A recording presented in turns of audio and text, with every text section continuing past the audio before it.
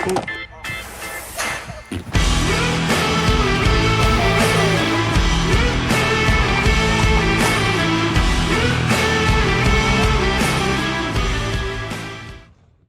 guys, welcome to this week's vlog. I'm sorry I haven't got this off to a very good start this year because I think it's safe to say my year hasn't been great. It's only a month into it, it's not been wonderful. As you can tell from the thumbnail and the title, it's not going to be a happy video, I suppose. Well, it's not, nothing's happy about it. I think now I'm happier, but at the time it was horrible. So as you all know, I am stabled at Pickering Grange, or was stabled at Pickering Grange. Let's set the picture. Monday through to Friday, my routine is the same. I get to the yard about 5:30 and literally everything I do is in the same order and tends to be around the same time. Depends if I start chatting to people and whatever. The first thing I do is make a feed and give it to her. I make her an extra feed, so she was getting 3 feeds a day because I wanted to make sure she was getting the supplements that I was buying and making sure she was actually eating them. By the time I tack up and actually get on, it's minimum an hour. It's never been quicker. I don't know how people get up there, ride their horse and leave in like an hour and a half. So yeah, say about 6:45 is usually when I'm getting on Tallulah. I go and ride till about 7:30 and I'm finished and home by about 8 o'clock. Working out and suddenly she starts pouring. I'm thinking that's a bit strange, maybe she needs a roll. So just sort of like push the bed back down again, step back out the stable and she was pouring and just kicking and kicking. I thought, this is really weird. Okay, fine, you know, we are 3 weeks of her being stable 24/7. Let's take her out for a walk now and I'll do the stable when I come back. I take her out, I walk around on some poles, walking her around in hand, and it's something again I've done a million times. So then I put her back in her stable, she's pouring. So I was like, okay, I'll put you on the walker, let me finish this stable and then we'll have another look. Normal self, put her in her stable, she's kicking, but by this point, she's then actually getting on the floor, she's rolling around. I was like, okay, that's fine, like I know I've laid beds many times and you want to roll. And she gets up and she's kicking and suddenly she's getting on the floor and she's lying flat out and then she's pointing at her belly. I videoed it as well because I was confused whether what I was seeing was what I thought. So I was watching her and I'm thinking, I think my horse is colicking. Now I know what you might be thinking, obviously, but I have never in personal real life experience a horse colic, which I feel like for how long have I been doing this? Since I was 9. For like 15 years, I have never seen horse colic. I know the signs and the symptoms of it, never seen it actually happen. Anyways, I was like, no, okay, this isn't right. So I took her out of her stable, went back down to the school, just kept walking her. Like her temperature wasn't up. She had eaten a feed. She was trying to drop some drop-ins, is that how you say it politely? It was progressively getting worse in terms of she was throwing her ears back, she was like rearing up next to me, she was shaking her head, she was really trying to throw herself down. So it was about half an hour into it, I then was like, I'm calling the vet. I don't know what's going on. She's obviously colicking. Called the vet and they couldn't get to me for about 45 minutes. They said, just keep walking her, offer her water, just keep her on her feet, keep her moving. So I did, and she was getting worse. She was so visibly uncomfortable. It was honestly quite traumatizing to see a horse like that. Again, I've been so fortunate enough that I haven't had any awful bad illnesses or experiences with horses. I obviously only lost my other mare about 18 months ago, which still severely affects me. So I'm looking at this mare that I've only had for 6 months, that she's essentially been left in someone else's care, and I'm like, oh my God, like could I lose another horse? So it was horrible. It was so horrible to see her so visibly uncomfortable and just knowing I was kind of helpless, and I was just trying to keep her up off the floor, keep her moving, keep talking to her, and it was just, you know. Anyways, as the walking went on, waiting for the vet, I was feeling her, I was like, okay, is there any temperature? One side of her neck, dripping in sweat. The other side of her neck, warm. But from like her wither back, freezing cold. 45 minutes later, the vet arrived. Do you know what? As soon as he pulled out a glove, massive glove. I was like, oh my God, there's only one place that is going. It's horrible. I was like, at this point, it was, again, a horrible experience.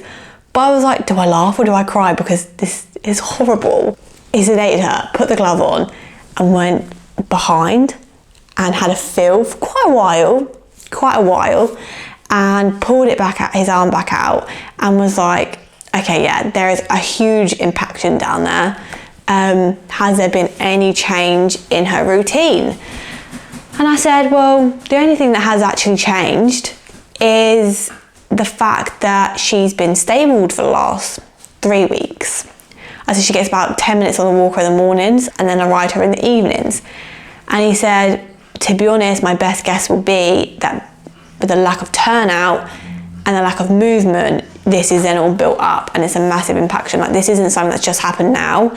This is something that's just hurting her now. So she's now telling you.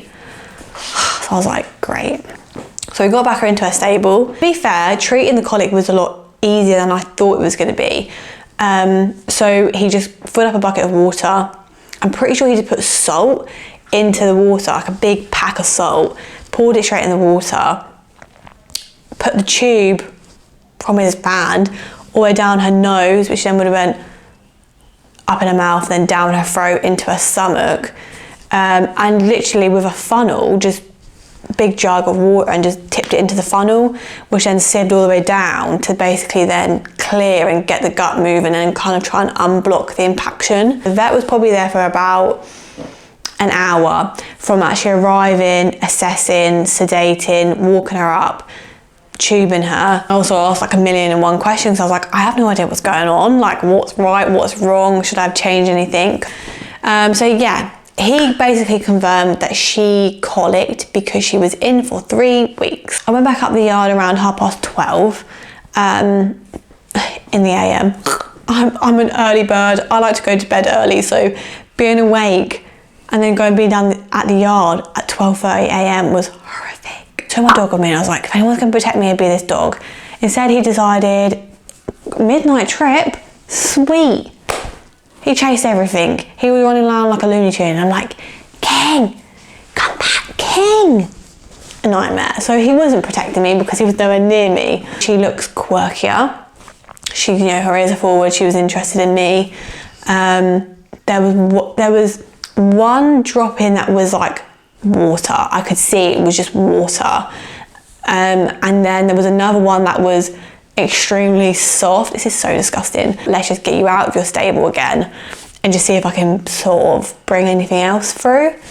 So I took her back down to the school, walked her around, where she was definitely seeming happier, which I was like, thank God. The dog came with me, obviously, when he finally returned back to me. And he was like jumping up at her and bowing at her, like trying to get her to play with him. So I'm like, King, she'll kick you for the fun of it. She livened up, and she was very interested in dog, which was really nice because she does actually really like dogs. Just no dog's been brave enough to say hello to her. She loves dogs. So she did. She started to try and interact with him. We had 2 more drop-ins. I walked her for an hour. So by this point, it was about 1:30. I was exhausted. I put her back in a stable. No hay again. I just thought I would much rather know.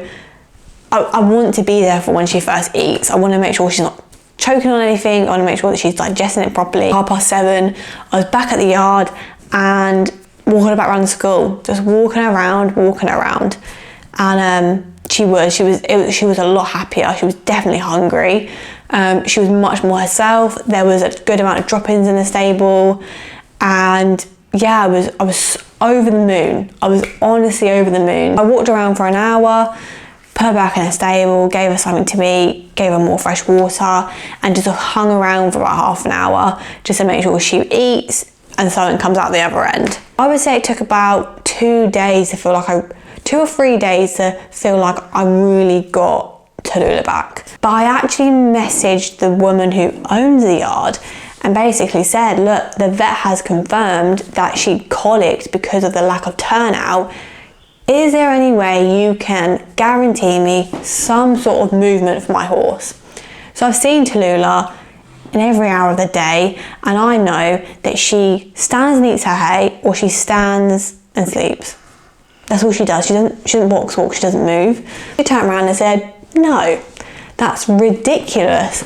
That I think that the reason she colicked was because of she's been in her stable for 3 weeks. And wait for it, she said, have you been riding your horse every single day? Because if you haven't, that could be the reason why she colicked. My horse has nearly died, and I'm getting asked, have you ridden your horse? Because I think that's probably the reason why. In short form, because I'm going to go into more detail in next week's vlog, she basically said, no, I can't have turnout, and she would much rather her fields look pretty and green for competitors to drive past them than my horse be out in the field. Remember at the beginning of the video I said I've never had any traumatic, ill, lame horses, right? I've always been on DIY. I've always looked after my own horses. I have always done them 2-3 times a day, always. So this is my first time on full livery, and suddenly my horse colics. The only difference is my horse is in someone else's care who has then denied them turnout. I have pushed my horses down icy lanes, like knee-high mud. They're going in the field. I'm a firm believer in that. A field will fix anything and everything. So as I say, then to leave her in someone else's care who has denied her turnout, which in my opinion is basic horse care, doesn't take a genius to figure it out, does it? That, let's be real, she's not being looked after to a good standard, and the owner wants to blame me. Yeah, I hope you're all as shocked as I am, because I wanted to throw up in my mouth. The vet did say that it was a very big impaction, and if she didn't take to this as she did and as she should have, she would have had to go back into full colic surgery, which wouldn't have been ideal. I'm going to finish this video on saying that I have now left Pickering Grange as of a week ago. Comfortably say I would never go back there, nor would I ever recommend it. Just as a tip to just say, you know, trust your instincts. You know your horses, and you know what's right, and you know what's normal for them. So if they're not acting right and they're not acting as they usually would, something's wrong. Keep an eye on them and trust your instincts. And if it's not right, in general, leave. I'm not a person who is scared to leave a yard if I'm not happy, to put it plain and simple. So I hope you guys have enjoyed this video. If you get any questions, obviously don't forget to drop it down in the comments, and I'll see you guys next week. Adios.